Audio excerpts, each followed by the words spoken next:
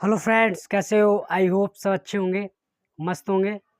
तो आज का आपने न्यूज़पेपर का कटिंग देखा होगा और उसमें आपने देखा होगा कि लखनऊ के अंदर जो प्राथमिक विद्यालय हैं, उनके अंदर लगभग 89 विद्यालय ऐसे हैं जिसमें सिर्फ एक शिक्षक तैनात हैं। तो हम माननीय शिक्षा मंत्री जी से कहना चाहेंगे कि ये तो सिर्फ एक ज़िले की बात है, ऐसे ना जाने कितने ज़िले होंगे जिनमें शिक्षकों की इतनी कमी होगी। तो मैं आपसे यही कहना चाहूँगा कि आप जब बार-बार जब सदन में कोई शिक्षक भर्ती ऊपर मुद्दा उठता है, तो आप सबसे पहले ये कहते हो कि अनुपात समानुपात बराबर है, तो हम इसी के ऊपर चर्चा करेंगे कि अभी अब जब एक ज़िले में ये हालत है, ये सोचो, तो फिर यूपी के अंदर 75 ज़िले हैं, उन ज़िलों में क्या हालत होगी? इस हिसाब से अगर देखा जाए, तो अभी भी हम आपसे कहते हैं कि हम लोगों को जिस तरीके से जो बीएड, बीटीसी किए हुए हैं, जिन्हें आप इतना रुला रहे हो ना 5 साल से, और उनके चक्कर में जो छोटे-छोटे बच्चे गरीब परिवार के हैं, जो गरीब घर से आते हैं, जो इनके प्राथमिक विद्यालय के अलावा कोई और स्कूल नहीं बचता है और स्कूल का माध्यम नहीं बचता है, उन्हें पढ़ने के लिए वो भी मजबूर हैं कि अपने बच्चों को वहाँ इस प्राइमरी स्कूल से निकाल कर किसी प्राइवेट स्कूल में दाखिला करा रहे हैं। ये सिर्फ़ और सिर्फ़ क्या है, ये सरकार की सिर्फ़ एक नाकामयाबी है, जिसके ऊपर ये इतने सारे प्रश्न चिन्ह उठते हैं कि आपको ये डाटा जब निकल के आता है, दिखाई देता है। और ऐसा एक स्कूल का नहीं है, ऐसे पता नहीं उत्तर प्रदेश के अंदर कितने ज़िले होंगे, जिनका ये हाल होगा। तो सभी से मेरे एक आपसे बस हाथ जोड़ के यही कहना है कि आप छात्रों को तो रुला ही रहे हो, जो बीएड, बीटीसी डिग्री, डिप्लोमा किए हुए हैं, साथ-साथ में उन तमाम गरीब परिवारों के बच्चों को भी शिक्षा से वंचित कर रहे हो, जो बेचारों को जो जिनके पास में पढ़ने के लिए ₹100 भी बहुत बड़ी चीज़ है अगर देखा जाए। तो मैं आपसे यही गुज़ारिश करना चाहता हूँ कि जो नए बीएड, बीटीसी डिग्री, डिप्लोमाधारी हैं, इन्हें मौका दें, शिक्षक भर्ती के थ्रू मौका दें, ताकि ये जो गरीब परिवार से बच्चे आते हैं, जो गलतियाँ मतलब एक बच्चे होते हैं जो गलतियाँ करते हैं बचपन में और धीरे-धीरे अपनी गलती को बड़ा करके अनपढ़ रह जाते हैं, किसी कारणवश पढ़ नहीं पाते और फिर जाके कोई चोरी करता है, कोई कुछ करता है। ये तमाम तरीके की घटनाएँ देखने को मिलती हैं। तो कोशिश यही करते हैं कि अगर हम जैसे तमाम जो स्टूडेंट्स हैं, जो बीएड, बीटीसी किए हुए हैं, उन्हें मौका दीजिए ताकि हम उन बच्चों का कुछ भला कर सकें। कुछ उन्हें कुछ सिखा सकें, कुछ शिक्षा दे सकें, ताकि वो बड़े होके कुछ बनें, कुछ अच्छे अधिकारी बनें, ऑफ़िसर्स बनें, उनके अंदर कुछ ज्ञान हो, अपने फैमिली का भला करें। लेकिन आप तो सभी को वंचित कर दे रहे हैं इस शिक्षा से। अगर आपकी आपकी देखी जाए, आपको शिक्षा भार सँभाले हुए लगभग 5 साल होने वाले हैं और रह गए 2-1 साल आपके। लेकिन आपने इन 5 सालों के अंदर अगर देखा जाए तो आपने कुछ भी ऐसा नहीं किया है, जो किसी के भी हित में हो। ख़ासकर जो शिक्षक हैं, जो बीएड, बीटीसी जो डिग्री ले ली, डिप्लोमा ले लिया है, टेट, सीटेट सब कुछ क्वालीफ़ाई कर लिया है, फिर भी आपने उन्हें एक मौका तक नहीं दिया। अभी भी अगर कोई सदन में मुद्दा उठता है तो आप सभी से ये कह देते हो कि अनुपात समानुपात बराबर है। अगर अनुपात समानुपात बराबर है तो फिर ये क्या है? ये आपको देखना पड़ेगा और इस पे गौर करना पड़ेगा। ये तो सिर्फ़ एक ज़िले का निकल के आया है, ऐसे पता नहीं कितने ज़िले होंगे यूपी के अंदर, जो उनका इससे भी बुरा हाल होगा। बात करें लखनऊ में 89 विद्यालय हैं जो सिर्फ़ एक शिक्षक के भरोसे हैं।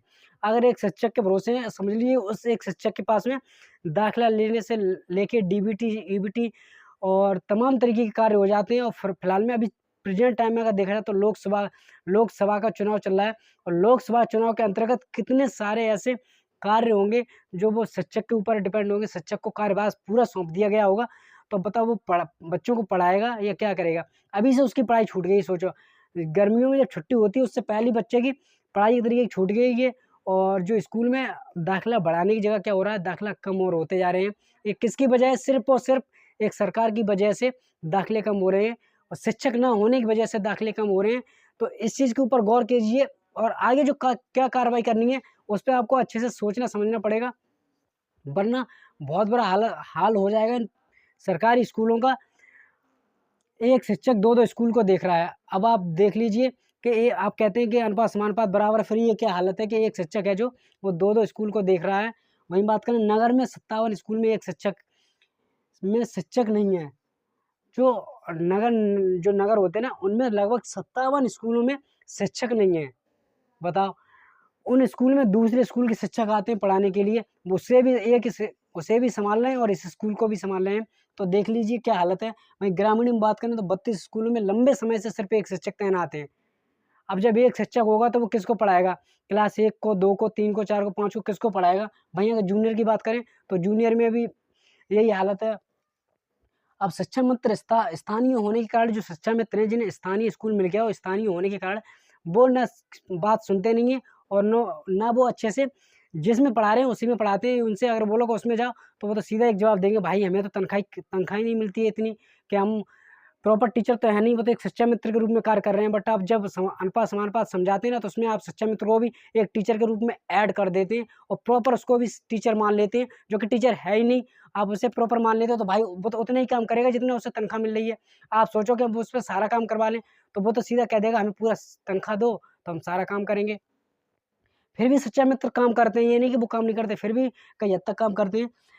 और जब ये हालत है और बात करें जो शिक्षक के कार्य होते हैं, अगर वो बच्चों के क्या-क्या कार्य करें, बच्चों के दाखिले से लेके डीबीटी एवं अन्य कार्य। डीबीटी तो एक मतलब इतना कार्य हो जाता है कि डीबीटी का फुल फॉर्म है डायरेक्ट बेनिफिट ट्रांसफ़र, यानी कि इसके अंतर्गत जो पहले टीचर्स को ड्रेस वगैरह और जो जूते-मोजे के जो पैसे आते थे वो टीचर्स में आते थे, फिर टीचर्स बच्चों को देते थे। लेकिन सरकार ने क्या किया, इन सभी का पैसा देखा जाता है और इसके अंतर्गत बैंक खाता नंबर, माता-पिता का नाम, आधार कार्ड लिंकिंग के सब, यानी कि जो ऑनलाइन डाटा, पहले ऑनलाइन डाटा नहीं जाता था, अब पूरा प्रॉपर जो प्राथमिक विद्यालय होता है उनका सारा का सारा जो प्रॉपर डाटा होता है ऑनलाइन जाता है, जिसके माध्यम से जो अभिभावक होते हैं उनके अकाउंट में पैसे आते हैं, ये ड्रेस वगैरह सबका।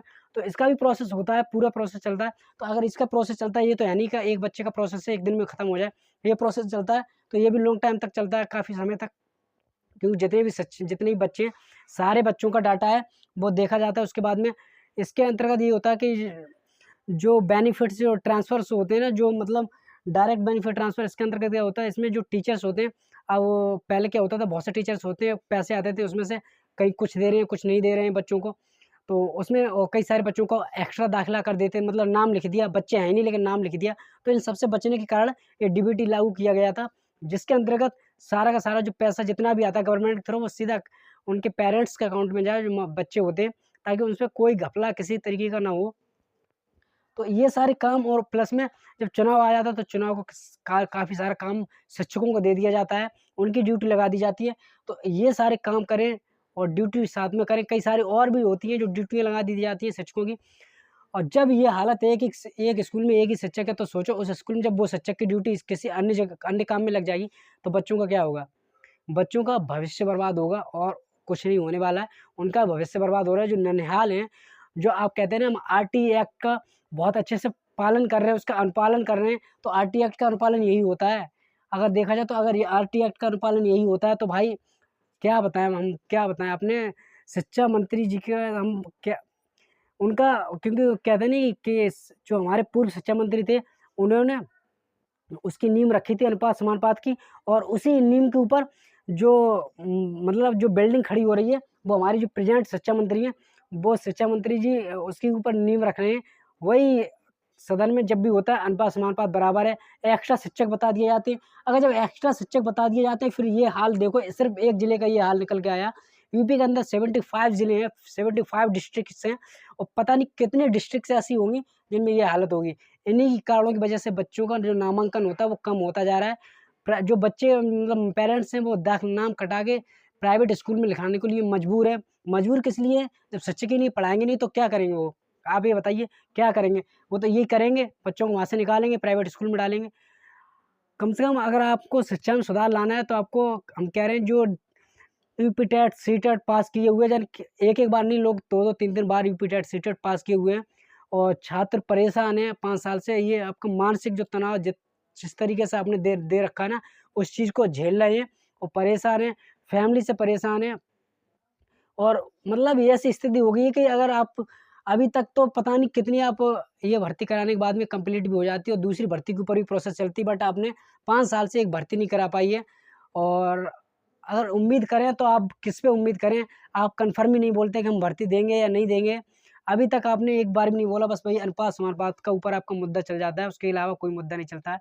तो मैं आपसे ये कहना चाहूँगा हाथ जोड़ के कि ये हालत देख के आप सोचिए और नोटिफ़िकेशन निकालिए, ताकि तमाम बीएड, बीटीसी किए हुए जो टेट, सीटेट क्वालीफाई किए हुए छात्र हैं, उन्हें मौका मिले, वो अपनी प्रतियोगिता में भाग लें और तमाम जो इस गरीब परिवार से बच्चे आते हैं, उनका भला कर सकें।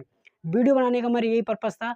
और अगर वीडियो पसंद आई तो वीडियो को लाइक कर देना, चैनल को सब्सक्राइब कर देना, ताकि टीचिंग से जुड़ी कोई जानकारी दें तो सबसे पहले नोटिफिकेशन आपके पास पहुँचे। Thank you so much. Wish you all the best.